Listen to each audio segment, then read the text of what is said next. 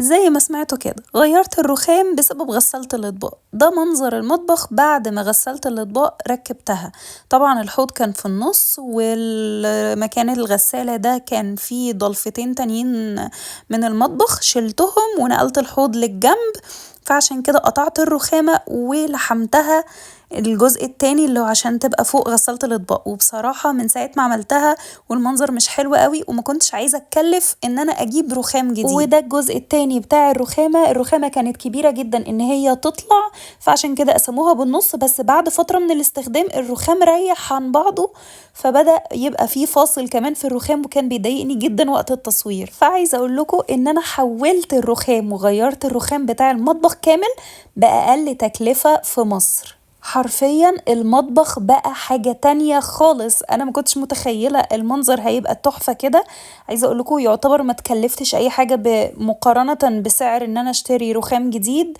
عايزة اقول لكم بجد الشكل بقى تحفة. انا استخدمت الستيكر بتاع الرخام. عايزة اقول لكم دي احسن ماتيريال انا ممكن اكون جربتها، عشان انا جربت مليون نوع من الستيكر وكان وحش جدا، سيء جدا. كان بيسيب علامات ويسيب بصمات من تحته كده، الشيالة بتاعته اصلا صعبة جدا وبتسيب علامات، وبيفضل لازق على الرخامة بتاعة المطبخ. عايزة اقول لكم اللي انا استخدمته ده الماتيريال بتاعته قوية جدا جدا وسهل في اللزق، واحلى حاجة فيه كمان ان هو ضد الحرارة وضد الرطوبة. الستيكر اللي انا استخدمته ده عايزة اقول لكم الماتيريال بتاعته شبه الجلد، تخين وتقيل، مش زي اللي هو العاديين اللي موجودين في الاسواق. واحلى حاجة فيه وجماله بجد ان هو باين طبيعي جدا. كل اللي يدخل المطبخ بعد ما لزقت الستيكر على الحيطة او على الرخامة يقولي ايه ده، انت غيرتي رخامة المطبخ؟ فعشان كده انا قلت لكم انا غيرت رخام المطبخ باقل سعر في مصر.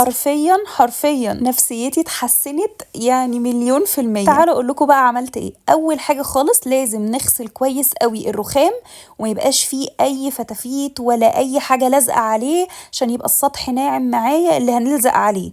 هنا انا غسلت كويس قوي، غسلت كمان بجوانتي الدهون الحيطان عشان لو عليها اي زيوت او اي حاجة، وبعدين نشفت كويس سبته ينشف تماما.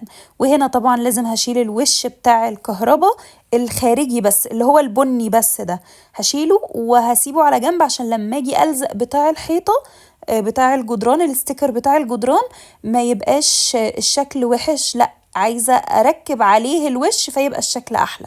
هنا عايزة اقول لكم ان هو بيبقى زي اي حاجة ستيكر، بتشيلوا الورقة اللي من تحت وبتبدأوا تفرغوا الهوا بالراحة كده. عايزة اقول لكم لو حتة طلعت فيها هوا عادي بتشيلوا الستيكر وترجعوا تلزقوه تاني. عايزة اقول لكم قوي جدا معاكم، ما بيتقطعش بسهولة خالص خالص. وعايزة اقول لكم تركيبه سهل. شايفين انا كل شوية لو في حبة هوا بقوم رافعة الستيكر كده شوية اهو واخرج الهوا. انا هنا كنت بستخدم فوطة عشان ايه، لا شوفوا حتة الهوا اللي كانت موجودة دي، شوفوا النعومة، بس مفيش اكتر من كده. ممكن تعملوا بفوطة زي ما انا وريتكم، وممكن تجيبوا منديل تحطوا جواه مسطرة وتبدأوا ان انتوا تسحبوا بالراحة خالص لغاية ما تقدروا تفرغوا الهواء على قد ما تقدروا. عايزة اقول لكم تحفة البيج اللي انا جبتها منها. عايزة اقول لكم متعاونين جدا، بياخدوا المقاسات، يعني يقولوا لك المقاس بالظبط، قولوا لنا المقاس بالظبط قد ايه واحنا نجيب لك، وبيقطعوا لك الكميات على حسب المقاسات اللي انت طالباها. وبصوا كمان هقول لكم على حاجة، هو بيحتاج ان شخص كمان يبقى معاكم، يعني بيبقى محتاج 2 يعملوا قصاد بعض عشان الموضوع يبقى اسهل واسرع كمان. هنا زي ما انتم شايفين غطى الحتة القدامانية دي اللي هو الفرق ما بين الرخام، شايفين اتغطى ازاي وبقى خطير.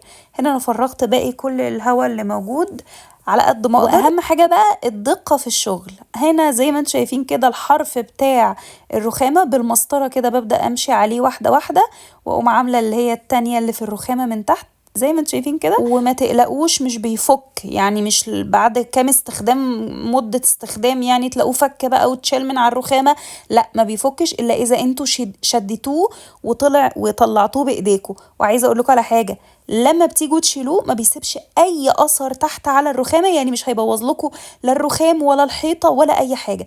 ده مناسب جدا للرخام بتاع المطبخ بتاعهم مكسور او شكله مش عاجبهم، او اللي في شقق ايجار وعايزين يغيروا من شكل المطبخ والحيطان، عندكم ترابيزات قديمة ومحتاجين تجددوها. عايزة اقول لكم الستيكر ده بديل تحفة تحفة.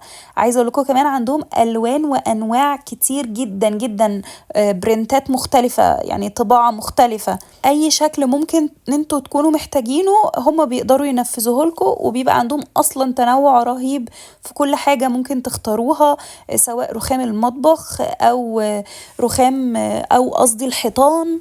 عايزة اقول لكم تحفة تحفة تحفة. هنا انا كنت بركب الوزرة، وطبعا المقاسات انا حسباها، انا عاملة الوزرة طويلة شوية عشان تبقى تتقفل عليها من فوق كده ما يبقاش فيه فرق. وبركب الاول بتاع الرخام الاول الاساسي وبعدين الوزرة، وبعد كده اركب الستيكر بتاع الجدران عشان يقفل عليهم. فاهمين الفكرة؟